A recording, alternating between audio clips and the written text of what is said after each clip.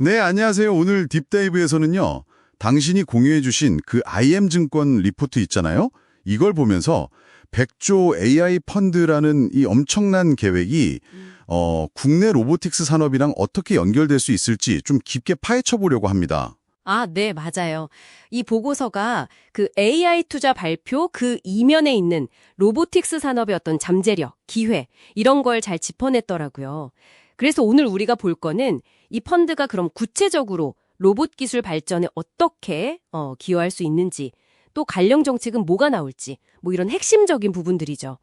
그 거대한 정책 흐름 안에서 로보틱스 쪽의 진짜 움직임을 읽어내는 거, 네, 그게 목표입니다. 좋습니다. 그럼 바로 한번 들어가 보죠. 이 AI 100조 펀드가 일단 AI, 반도체, 바이오 이런 첨단 산업 키우는 게 목표잖아요.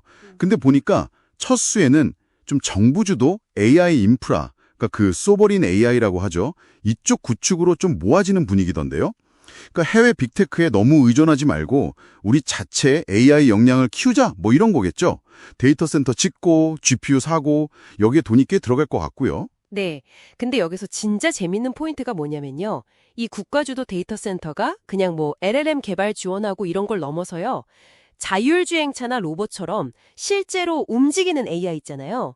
피지컬 AI, 이걸 위한 어떤 국가 기관망, 그 인프라의 기초가 될 수 있다는 분석이에요. 어차피 데이터 모으고 처리하고 학습하고 추론하는 과정은 똑같거든요. 그러니까 이게 단순히 뭐 대기업 비용 좀 줄여주고 이런 차원이 아니라 국내 로봇 산업 전체의 어떤 인프라 환경 자체를 바꾸려는 좀 더 큰 그림일 수 있다는 거죠. 중소기업들 진입 장벽도 좀 낮춰줄 수 있을 거고요. 그런 큰 그림이 있을 수 있군요. 근데 또 보고서를 보니까 정작 로보틱스 산업은 지금 당장 자금 지원이 엄청 필요하다 이런 얘기가 있네요. R&D도 해야 되고 또 양산하려면 설비 투자도 해야 하고 이 돈이 동시에 되니까 자금난이 심하다는데 이게 뭐랄까 그냥 일반적인 성장통으로 봐야 할까요? 아니면 좀 특별한 상황인 걸까요? 바로 그게 중요해요. 보고서도 딱 그 점을 지적하는데 많은 국내 로봇 기업들이 기술 개발이랑 양산 준비 이 두 가지를 동시에 하려니까 힘든 거죠. 자금 조달이 어렵고요. 이게 뭐 성장통이기도 한데 타이밍이 문제라는 거예요. 마침 또 중국 로봇 산업이 그 정부의 엄청난 지원, 뭐 보조금 주고 세금 깎아주고 이런 걸로 확 컸잖아요. 그러니까 우리도 경쟁하려면 지금이 딱 지원해야 할 때다. 이런 논리죠. 그래서 AI 펀드 자금 중 상당 부분이 어쩌면 로보틱스 쪽으로 직접 들어갈 수도 있다 이렇게 보는 거예요. 가능성을 꽤 높게 치는 거죠. 그렇군요. 로보틱스 얘기 나온 김에 그 지난 5월에 발표됐다는 K-휴머노이드 얼라이언스 정책도 있다면서요. 이게 앞으로 좀 더 구체화될 가능성이 크다고 보는 건가요? 네, 보고서는 그럴 가능성이 높다고 봐요. 사실 중국 휴머노이드 산업이 큰 게 결국 정부가 주도했기 때문이거든요. 보조금, 세제 혜택, 또 민관 합작하고 인프라 공유하고 이런 모델이었어요. 그러니까 우리가 중국을 따라잡으려면 현실적으로는 이 모델을 좀 따라갈 수밖에 없다 이렇게 분석하는 거죠. K-휴머노이드 얼라이언스가 바로 그런 어떤 정책적인 의지, 이걸 보여주는 신호탄이라는 거고요.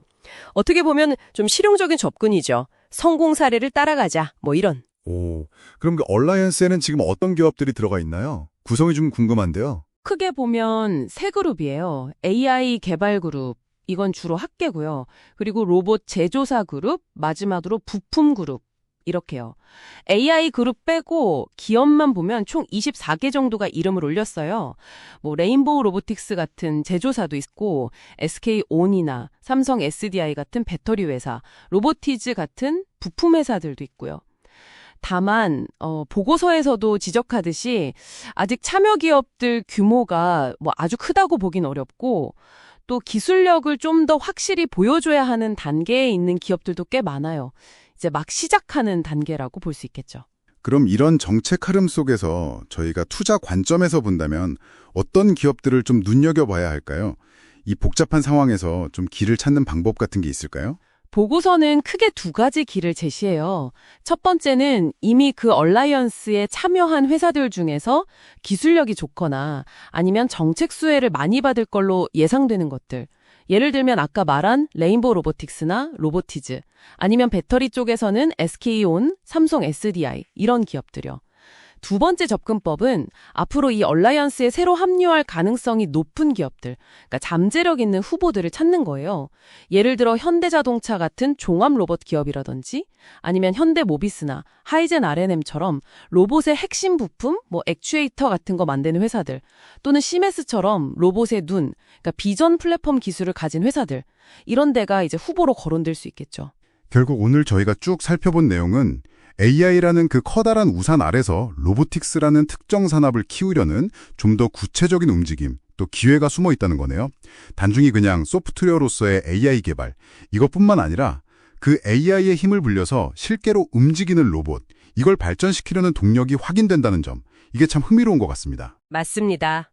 국가 차원에서 AI랑 로봇, 이 두 산업을 같이 밀고 가려는 큰 그림이 그려지고 있는 건 좀 분명해 보여요. 여기서 이제 한 걸음 더 나가서 당신이 한번 생각해 볼 만한 지점이 있는데요. 이 거대한 정책이랑 투자가 단순히 산업 지도만 바꾸는 게 아니라 과연 당신의 일상 혹은 당신의 일터에서 로봇과 함께하는 미래를 얼마나 또 어떻게 앞당기게 될까? 이 질문은 사실 오늘 다룬 자료에는 없었지만 이 흐름을 지켜보면서 각자 한번 던져볼 만한 꽤 흥미로운 화두가 될 것 같습니다.